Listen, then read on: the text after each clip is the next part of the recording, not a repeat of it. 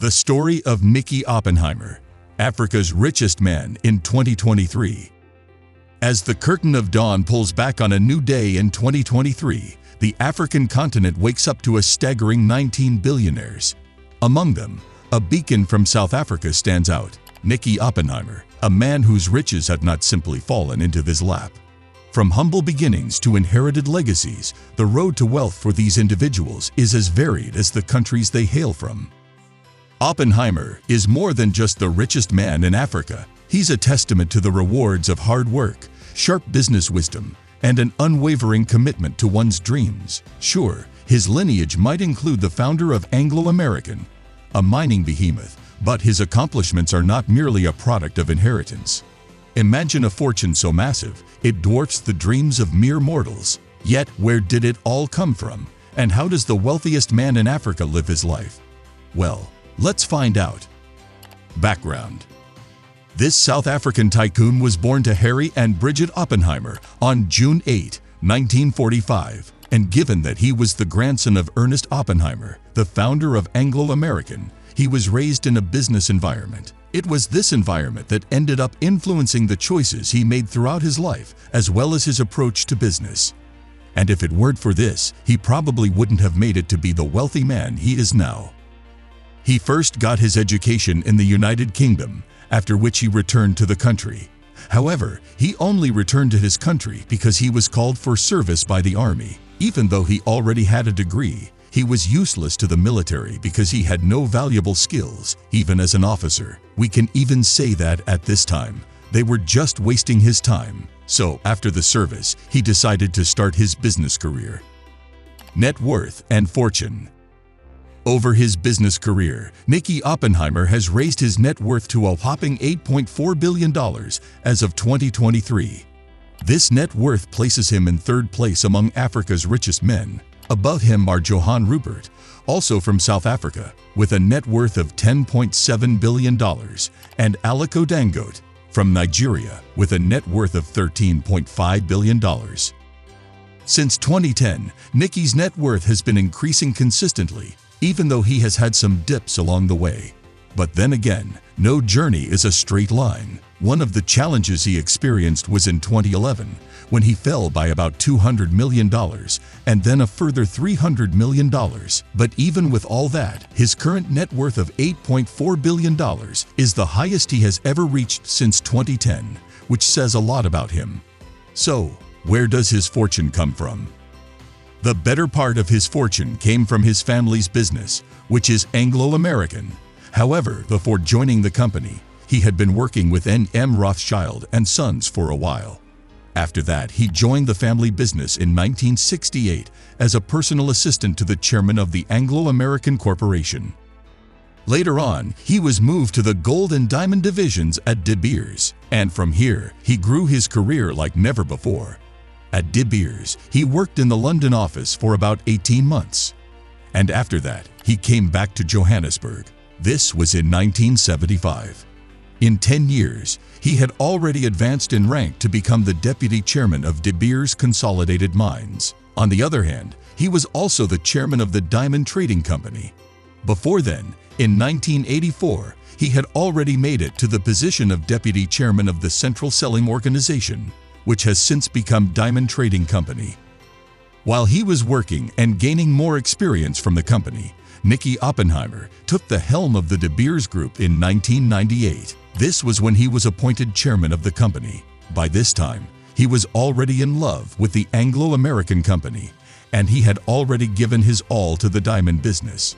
According to him, he felt pretty lucky to have achieved what would be the dream of anyone in the same field by rising to become the chairman of the company.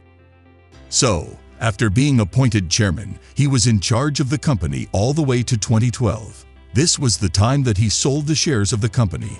And during his time here, he not only took the company to a whole new level, but also made his family extremely rich. And with all that he made while working here, he rose to become one of the richest individuals in the world. He sold the family's 40% stake in the company for an insane $5.1 billion. This shot him up to the ranks of the richest people in Africa and the world, as well as making him the richest member of the Oppenheimer family. Other businesses. The whole reason the South African billionaire sold his control of the company was never known. However, after it happened, there were speculations that it was linked to succession issues. People claimed that Nicky Oppenheimer wanted his son to take control of the business after him, but other partners disagreed. There were also other speculations that his son, Jonathan, was not really interested in the diamond business. Even though the diamond enterprise has been the family's major business interest for years, this was not the only business Oppenheimer was running.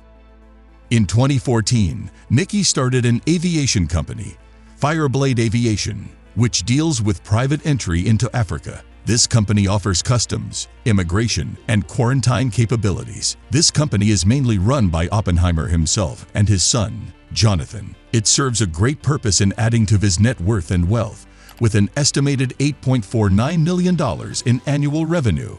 The billionaire has also gone on to own a South African game reserve that is found in the Northern Cape. Swallow Kalahari Reserve spans over more than 111,000 hectares and is considered one of the country's biggest privately owned game reserves. Stephen Bowler, who passed away in 1998, was the original founder of the reserve.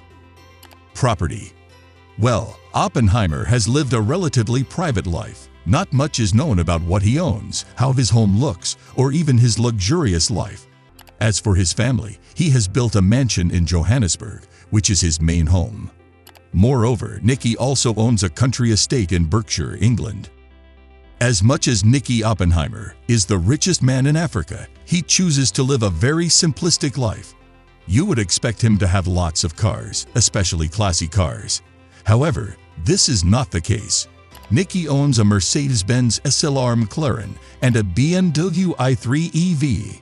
We are unsure whether he owns other cars, but these are the ones he has been seen with. He is also said to have a yacht and a private jet. But then again, when he has all this money, why wouldn't he get himself one of each? Philanthropy. As much as he lives a simple life, Nicky is one of the most generous people you will ever meet. He has already contributed large sums of money to several causes that mean a lot to him and his wife. He was the one who came up with the Brenthurst Foundation with his son to help fund the development of the African continent. Nicky also expressed his generosity again in 2020 when the country was shut down because of the COVID-19 pandemic. The billionaire pledged an insane R1 billion to help the country through the difficult phase. All these funds were made available for small and medium enterprises. Moreover, Nicky has also embarked on a project to save the endangered pangolin. This is just one of the many environmental and conversational issues he has championed. He is truly a revolutionary man, and when you think of how much wealth he has amassed over the years and the different ways he did it, truly, he deserves it all. And by the way, it's said that he is so rich that if he were to spend about $1 million every day, his wealth could last him for more than 23 years. With a net worth of $8.4 billion, Oppenheimer has meticulously built a life and a legacy that towers above his vast fortune. Despite his lineage to Anglo American's founder, he has proven that his wealth is not merely a product of inheritance, but also a result of his own business acumen, determination, and a relentless pursuit of success. Now, if you found yourself in Oppenheimer's shoes, with his vast wealth, influence, and resources, what cause would you champion? What legacy would you want to leave behind? Comment down below. That's it. Leave a like and subscribe. Don't forget to turn on the notification bell. Goodbye.